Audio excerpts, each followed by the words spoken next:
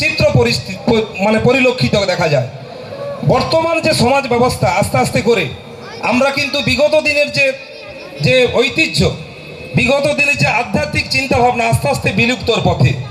কারণ হাইটেকের যুগ, মোবাইলের যুগ, আমরা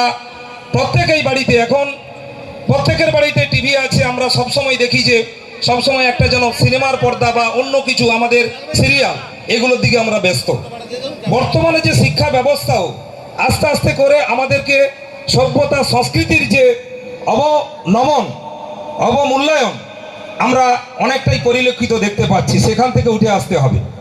এই সভ্যতা সংস্কৃতির মাধ্যমে ভারতবর্ষে যে দেশে যান না কেন, ভারতবর্ষের সভ্যতা সংস্কৃতিকে সমস্ত দেশের মানুষ রেসপেক্ট করে, সম্মান করে।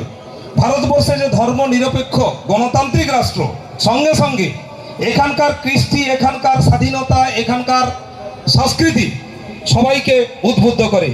আমাদের ঠিক মনে পড়ে যে ঠিক মধুসূদন ত্রিপাঠী বাবু, উনি যখন এখানে আসতেন, তিনি বিভিন্ন সময়ে বিভিন্ন বাড়িতে গিয়ে তাদেরকে অনেক শিষ্য, অনেক তার অনুগামী অনেক সহযোগিতা করেছেন। এবং তার সঙ্গেও আমার সাহচর্য হওয়ার অনেকবার সুযোগ ছিল। অনেকেই ছিলেন এখানে যারা সন্তান সংঘের যারা সহযোগিতা করছেন, এবং এদেরকে অনেকে বিজ্ঞ প্রাজ্ঞ লোকেরাও উৎসাহিত করছেন।